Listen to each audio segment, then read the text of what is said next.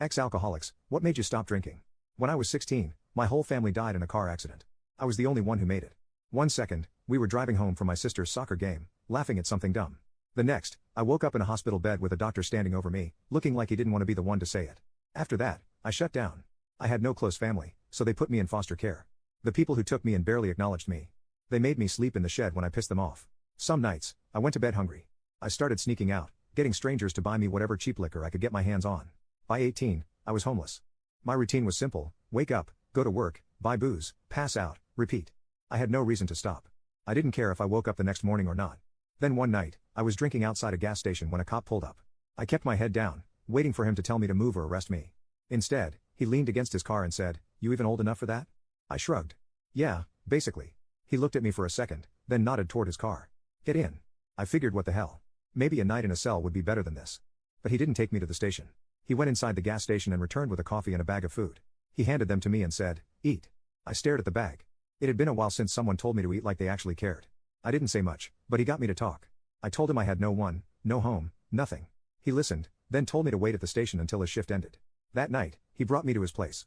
"Couch is yours," he said, tossing me a blanket. "We'll figure things out in the morning." I don't know why, but I told him everything. My family. The drinking. The foster home. He just nodded, like none of it surprised him. Then he told me he lost his wife in a car accident too. Said he got it. He didn't try to fix me. He didn't lecture me. He just helped. He took me to get a new ID since mine was long gone. Helped me get a better job. Kept his fridge stocked and told me to eat whatever I wanted. If I disappeared for days on a bender, he didn't yell. He just said, "You done?" when I stumbled back through the door. One time, he found me passed out in my car and didn't say a word. Just opened the door, pulled me up, and walked me inside. He sat me down at the kitchen table and put a plate of food in front of me. I could barely keep my eyes open, but I remember him saying, "You keep doing this, you're gonna end up like the guys I scrape off the sidewalk at 3 a.m. I laughed. "Maybe that's the plan." He didn't laugh. Just shook his head and said, "Nah. Not you." I didn't believe him, but something about the way he said it stuck with me. One day, he came home and said, "Listen, I can get you into a program. Law enforcement. You just gotta sober up first."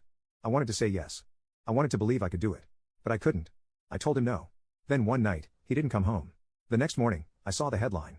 A cop was shot in the line of duty. My stomach dropped.